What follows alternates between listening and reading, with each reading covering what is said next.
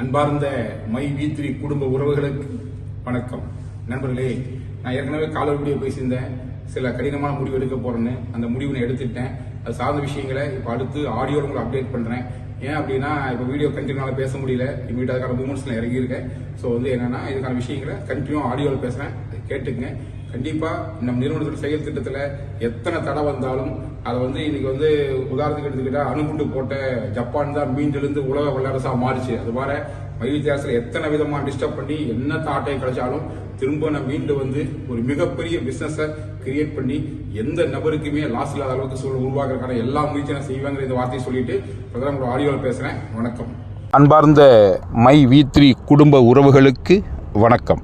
நண்பர்களே, இன்றைக்கி தேதியில் நான் ஒரு முக்கியமான முடிவு எடுத்துகிட்டு அதை செயல்படுத்துறதுக்கான சூழல் இருக்கிறனால இப்போ இந்த வீடியோ நீங்கள் பார்க்கும்போது அந்த விஷயத்தை செஞ்சுருப்பேன். ஸோ அதுக்கு முன்னால் ஒரு நிமிஷமாவது உங்களோட வீடியோவில் பேசணுங்கிறதுக்காக தான் அவசரமாக இந்த வீடியோ கிளிப்பிங்கை பேசிவிட்டு பின்னாலேயே இந்த ஆடியோ நான் போடுறேன். ஸோ கொஞ்சம் கிளாரிட்டிலாம் பொறுத்துக்குங்க. உங்களோட பேச வேண்டிய விஷயங்கள் நிறையா இருக்குது. அதில் சில விஷயங்கள் நான் பதிவு பண்ணிவிட்டு அடுத்த கட்ட மூமெண்ட்டுக்கு நான் போகிறேன். என்ன அப்படின்னா, நம்ம கம்பெனி வாழ வைத்து வாழ் அப்படிங்கிற ஒரு தாரக மந்திரத்தை கையில் எடுத்துக்கிட்டு எந்த நபருமே நஷ்டப்படக்கூடாது, கஷ்டப்படக்கூடாது சொல்லி ஒரு பிளானை வடிவமைச்சு ஒரு ஓஎம்ங்கிற ஒரு ஃப்ரீ ஐடி கொடுத்து அதில் யாருக்கு விருப்பம் இருக்குதோ விருப்பப்பட்டால் ஒரு பர்ச்சேஸ் பேரில் பிஎம் ஆகிறதும், பிஎம்மான ஒருத்தர் அவர் விருப்பப்பட்டால் பர்ச்சேஸ் பேரில் சில்வரோ கோல்டோ டைமண்டோ க்ரௌனோ ஆகிறதுங்கிறது நம்முடைய திட்டத்தினுடைய அடிப்படை. ஆனால் அதையவே சதிச்சு எதை நம்ம டெபாசிட் வாங்குகிறோம், இன்வெஸ்ட் வாங்க சொல்லிட்டு திரும்ப ஒரு பொய்யான ஒரு பிம்பத்தை உருவாக்க முயற்சி பண்ணுறாங்க. அப்படி எங்கேயுமே நம்ம வாங்கலைங்கிறத ஓஎம்மில் ஒரு உள்ளே வரும்போதே டே ஒன்லேயே என்னோடய வீடியோவில் சொல்லியிருக்கேன், பல முறை வீடியோவில் பேசியிருக்கோம். பட் இருந்தாலும் அதையெல்லாம் மறைச்சு ஒரு தவறான புகாரை திரும்ப கொடுத்து அதை ஒரு பெரிய ஒரு பிம்பமாக கட்டமைச்சு அதை நிறுவனத்துக்கு எதிராக மாற்றுறதுக்கு முயற்சி நடந்துட்டு இருக்குது. அது கிட்டத்தட்ட வேறு லெவலில் கொண்டு நிறுத்தியிருக்காங்க. இது எல்லாத்தையுமே நான் கடந்த ஒரு வருஷமாக பல அலுவலகங்களுக்கு போய் எல்லா விளக்கத்தை கொடுத்துட்டு தான் வந்திருக்கேன்.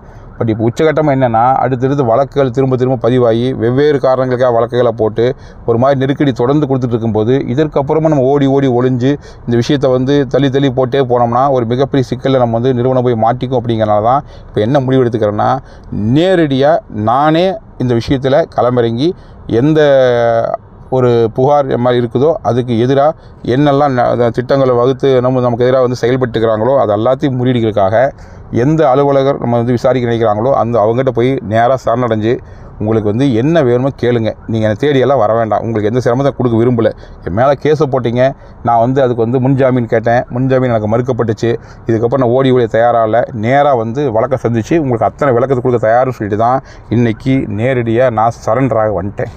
ஏன்னா நிறுவனத்தை முறைப்படி நடத்தணும், நிறுவனம் சரியாக தான் இருக்குன்னு சொல்லி இன்றைக்கி அரசுக்கும் நீதிமன்றங்களுக்கும் நம்முடைய தரப்பு விளக்க சொல்லணும்னா ஓடி ஒளிஞ்சு அதை சொல்ல முடியாது, நேரில் தான் சொல்லணும். அப்படிங்கிறதுக்காக தான் துணிஞ்சு இன்றைக்கி நேரடியாக நான் சரண்டர் ஆகி எல்லா விளக்க தரக்கு வந்திருக்கேன். ஸோ இந்த முடிவு கொஞ்சம் கடினமான முடிவாக இருந்தாலும் இதுதான் சரியான முடிவு எனக்கு மனசுக்கு பட்டுச்சு.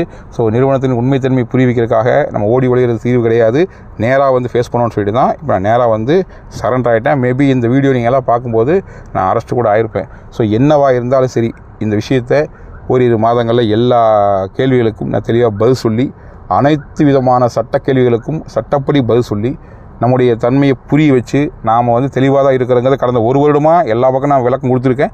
மீண்டும் அந்த விளக்கத்தை வெளியிருந்து கொடுத்த விளக்கத்தை உள்ளிருந்து கொடுத்து ஒரு முடிவு கொண்டு திரும்ப தெளிவாக எந்த தடையும் இல்லாமல் யாருடைய தொந்தரவும் இல்லாமல் இந்த பிஸ்னஸை மிகச்சிறப்பாக இவ்வளவு லட்சம் மக்களை கொண்ட நிறுவனமாக நம்ம இருக்கும் பொழுது மிகச்சிறந்த முறையில் அதை ரீஸ்ட்ரக்சர் பண்ணி, இன்னும் சொல்லப்போனால் இன்றைக்கி ஹிரோஷிமா நாகசாகின்னு சொல்கிற 2 நகரங்கள் 2ஆம் உலகப் போரில் குண்டு வீசி அழிக்கப்பட்டுச்சு.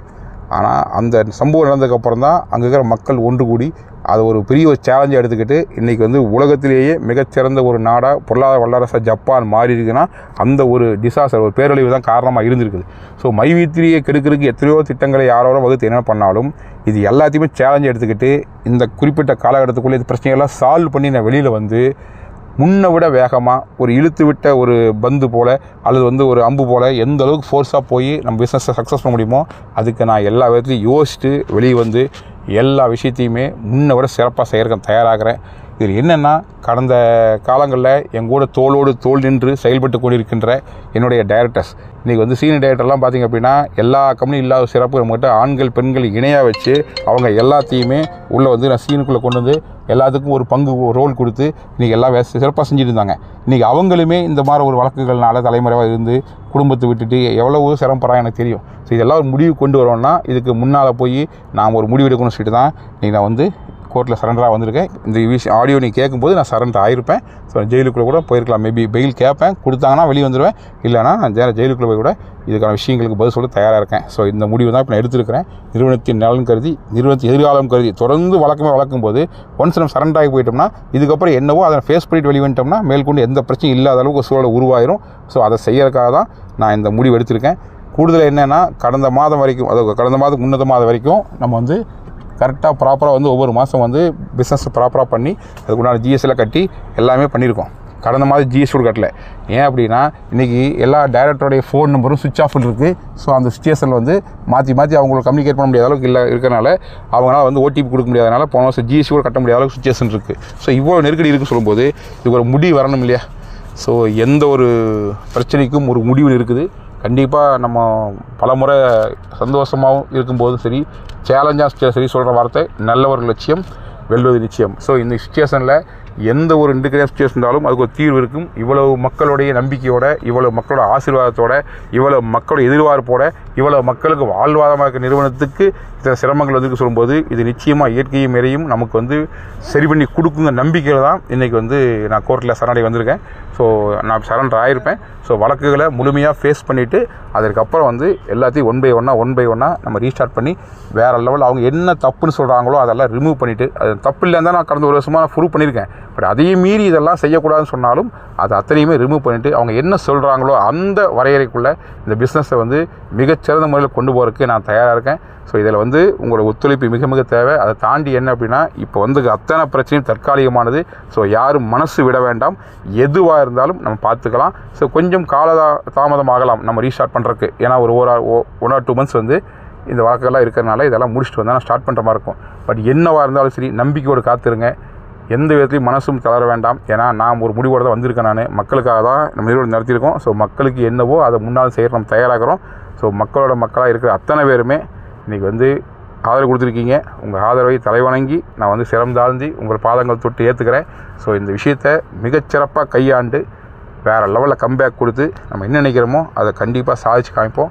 அதை தாண்டி இது வரைக்கும் என்னோட தோளோடு leaders, authority board members, zonal directors, இப்படி பலவிதமான அடுக்கில் இருக்கக்கூடிய என்னுடைய நிர்வாக கூட்டம் மிகச்சிறந்த மாதிரி சப்போர்ட் பண்ணியிருக்குது. இந்த நெருக்கடி நிலைமையிலுமே கடைசி வரைக்கும் கூட நின்று அவங்களுடைய உணர்வு வெளிப்படுத்தியிருக்கீங்க. ஸோ தைரியமாக இருங்க. இதெல்லாமே தற்காலிகமானதான். யாரும் மனசு விட வேண்டாம். எதுவாக இருந்தாலும் திரும்ப வந்து முன்னை விட மிகச்சிறப்பாக வேறு லெவலில் செய்ய முடியுங்க நம்பிக்கையோடு தான் இந்த முடிவு எடுத்திருக்கேன். ஸோ அந்த நம்பிக்கை நிச்சயம் நிறைவேறும் அப்படின்னு சொல்கிறேன். தைரியமாக இருங்க. நல்ல ஒரு லட்சியம், வெல்லும் லட்சியம். விரைவில் மீண்டு வருவேன். அனைத்தையும் செய்து நாம் நினைச்ச விஷயத்தை சாதித்து காட்டுவேன். காத்திருங்கள். நம்பிக்கையோடு எனக்காக ப்ரே பண்ணிக்கங்க. நன்றி, வணக்கம்.